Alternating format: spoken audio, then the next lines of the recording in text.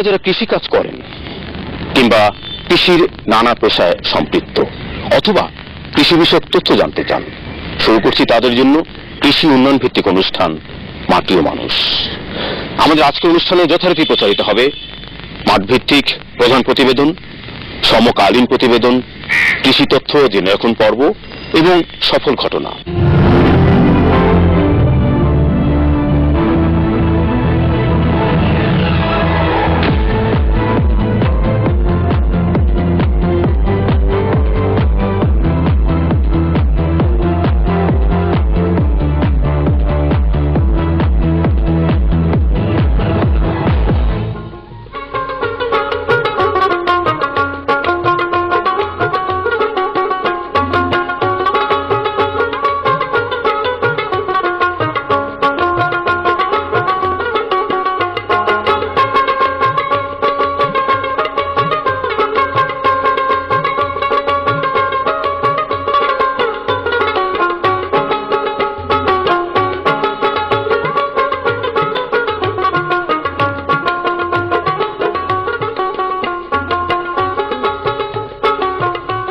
বাংলাদেশ মৎস্য গবেষণা ইনস্টিটিউট দেশের মৎস্য উন্নয়নে একটি বৃহত্তম গবেষণা প্রতিষ্ঠান। এই প্রতিষ্ঠান জন্ম হয়েছিল 1985 সালে।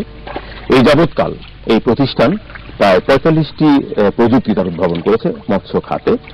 সাম্প্রতিক সময়ে আরো 2টি প্রযুক্তি তারা উদ্ভাবন করেছে এবং প্রযুক্তি সংযোজন করেছে। এটি হচ্ছে বিএফআরআই সুপার তেলাপিয়া, অপরটি হচ্ছে বিএফআরআই লাল তেলাপিয়া। 98 সালে বিএফআরআই সুপার তেলাপিয়া এই জাতটি তারা এই প্রযুক্তিটা উদ্ভাবন করে এবং ইতিমধ্যেই এই প্রযুক্তি বাংলাদেশে বিভিন্ন অঞ্চলে সফলভাবে কৃষক পর্যায়ে সম্প্রসারিত হচ্ছে। সাম্প্রতিক সময়ে যে কথাটি তারা বলছেন যে বিএফআরআই লাল তেলাপিয়া দেখতে প্রায় একই, এটি মেন্ডেলিয়ান টেস্ট ক্রসিং বা রোটেশনাল ক্রস ব্রিডিং এর মাধ্যমে এই জাতটি এই প্রযুক্তি তারা উদ্ভাবন করেছেন এবং এখন বাণিজ্যিকভাবে এটার সম্প্রসারণ চেষ্টা করছেন। ইতিমধ্যেই কৃষক পর্যায়ে এর চাষাবাদ শুরু হয়েছে। সেই দর্শক, এই যে লাল তেলাপিয়ার ভবিষ্যৎ কেমন, এটা নিয়ে এই গবেষণা কেন্দ্র আর কি ভাবছে, কেমন উন্নয়নের কথা চিন্তা করছে, এই নিয়ে দেখুন আমাদের এখনকার প্রথম প্রতিবেদন।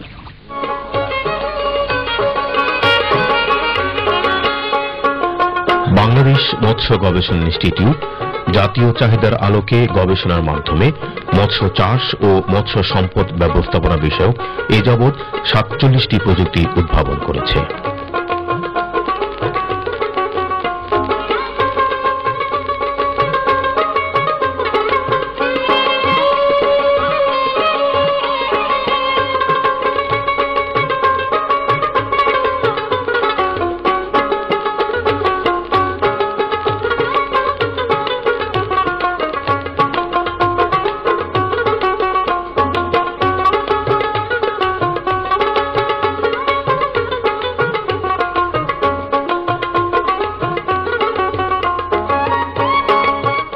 এটা হলো গবেষণা মাঠ বাংলাদেশ মৎস্য গবেষণা ইনস্টিটিউট। আমরা যে লাল তেলাপিয়ার কথা বলছিলাম, লাল তেলাপিয়া মেন্ডেলিয়ান টেস্ট ক্রসিং এবং রোটেশনাল সিলেক্টিভ ব্রিডিং এর মাধ্যমেই এটা প্রযুক্তি উদ্ভাবনের চেষ্টা চলছে। মাঠ পর্যায়ে গবেষণা মাঠে আমরা পেয়েছিলাম বাংলাদেশ মৎস্য গবেষণা ইনস্টিটিউটের মহাপরিচালক ডক্টর এম মজিদ সঙ্গে। তাকে আমি প্রশ্ন করেছিলাম, ডক্টর মজিদ, আপনি তো এই যাবৎ 46টি আপনারা প্রযুক্তি দিয়েছেন এবং কৃষক পর্যায়ে এগুলো চাষাবাদ চলছে। সর্বশেষ প্রযুক্তি ছিল সুপার তেলাপিয়া বা কিপ তেলাপিয়া। এখন আপনার লাল তেলাপিয়া প্রযুক্তি নিয়ে কাজ করছেন এবং ইতিমধ্যে কৃষক পর্যায়ে এটা চলছে। তো এই লাল তেলাপিয়া বিষয়ে আপনি কতটুকু আশাবাদী? আপনারা জানেন যে গিফট তেলাপিয়া ব্যাপকভাবে সফলভাবে বিস্তার লাভ করার পরে আমরা 2005 সন থেকে রোটেশনাল সিলেক্টিভ ব্রিডিং পদ্ধতিতে মেন্ডেলিয়ান টেস্ট ক্রসিং এর মাধ্যমে লাল তেলাপিয়ার প্রথম জাত উদ্ভাবন করেছি। এই জাতটি 2006 এবং 2007 সালে আমাদের মাঠ পর্যায়ে পরীক্ষামূলক চাষ পদ্ধতি এবং প্রজনন পদ্ধতি এটি আমরা সম্প্রসারণ করেছি। আমরা আমাদের আগামী বছর, এবছর এবং আগামী বছর পরিকল্পনা হচ্ছে যে এটি ব্যাপকভাবে গিফট তেলাপিয়ার মতো এটা প্রসার এবং জনপ্রিয়তা লাভ করানো, সেই লক্ষ্যেই আমরা কাজ করছি।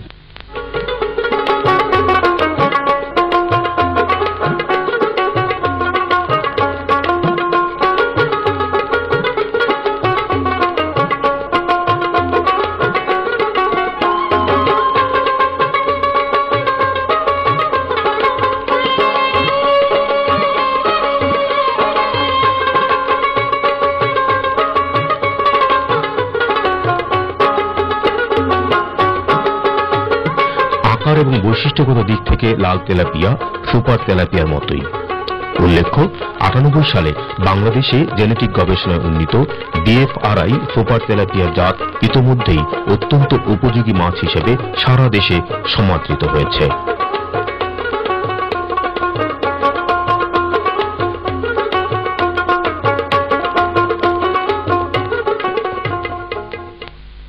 এই লাল তেলাপিয়ার উদ্ভাবনের সাথে সম্পৃক্ত ছিলেন ডক্টর MG হোসেন এবং সাথে আছেন ডক্টর কোহিনুর। এর যে লাল তেলাপিয়ার গায়ের রং এটি অত্যন্ত সুন্দর এবং উৎকৃষ্ট, যার ফলে বিশ্ববাজারে এবং বহির্বিশ্বে এটার কদর বেশি।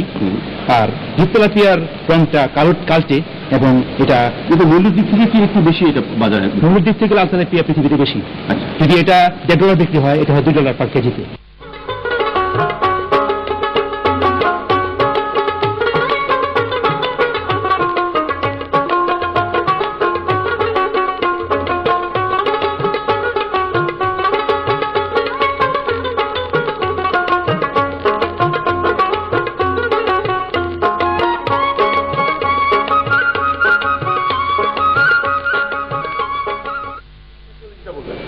লাল তেলাপিয়ার জাত উদ্ভাবনের জন্য প্রথমে মেন্ডেলিয়ান টেস্ট প্রসিমের মাধ্যমে প্রজনন প্রক্রিয়াকে ঠিক করে নিতে হয়।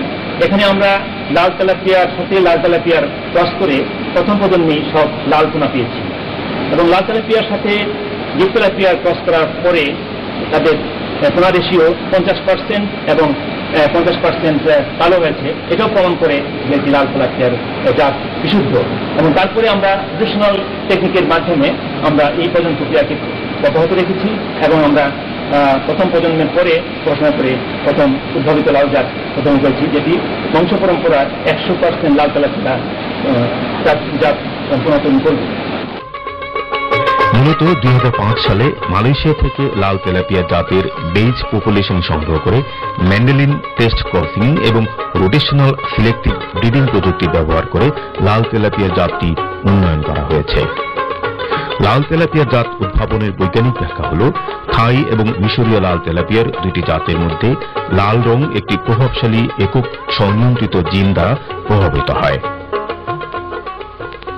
বাংলাদেশ মৎস্য গবেষণা ইনস্টিটিউট মেন্ডেলিয়ান টেস্ট ক্রসের মাধ্যমে এই লাল তেলাপিয়া জাতটি উদ্ভাবন করেছে। এখানে আমরা দেখতে পাচ্ছি যে স্ত্রী লাল তেলাপিয়ার সাথে পুরুষ লাল তেলাপিয়ার একটা ক্রস করা হয়েছে এবং এখান থেকে যে আমরা পোনাগুলো পেয়েছি এই পরীক্ষার মাধ্যমে সেটা হচ্ছে এখানে সবগুলোই যে পোনা সবগুলোই দেখা যাচ্ছে লাল। তাতে প্রমাণ হয় যে এটা সঠিকভাবে মেন্ডেলিয়ান টেস্ট ক্রস করা হয়েছে।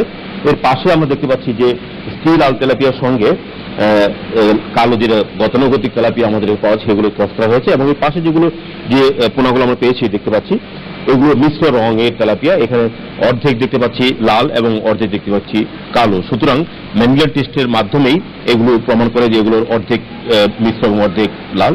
এবং এই বিশুদ্ধ জাতের মাধ্যমে এই গবেষণা কেন্দ্র আরো গবেষণা করছেন যাতে সঠিক মানের লাল তেলাপিয়ার জাতটি আমাদের দেশের কৃষকের হাতে পৌঁছে যায়। এগুলো তো লাল তেলাপিয়া। আচ্ছা, আপনি কি প্রথম নিলেন নাকি আগেও? এর আগে অল্প পরিমাণ 1002 আমি কালচার করেছি লাল প্রোডাকশনের জন্য। ওখানে রেজাল্ট মোটামুটি ভালো, আর এটা দেখতে খুব সুন্দর এবং খেতে সুস্বাদু। আপনি পুনরায় সময় কিছু কথা বলছিলেন, কি ধরনের পরামর্শ দিয়েছি যে এটা পোনাটা কিভাবে গিয়ে পুকুরে শেষ ছাড়বে আর কি। কারণ যদি কন্ডিশনই না করে, যদি পানির সাথে খাপ খাওয়া না হয় তাহলে পোনাটা মটর ফেলতে পারে। কি করে মাঝে মাঝে কি পুকুরে যান? আমরা যে সমস্ত আমাদের কন্ট্রাক্ট ফার্মার আছে, যেহেতু লাল তেলাপিয়া একটা নতুন জাতের তেলাপিয়া, যেহেতু আন্তর্জাতিক বাজারে প্রচুর চাহিদা আছে, সেহেতু এই মাছটা আমাদের একটা পুকুর আর কি অর্জন করে নাই। আমরা তাদেরকে উদ্বুদ্ধ করার জন্য তাদের প্রশিক্ষণ দিয়ে তাদের সাথে কন্ট্যাক্ট করে তাদের পুকুর ভিজিট করে আমরা তাদের সহযোগিতা করছি।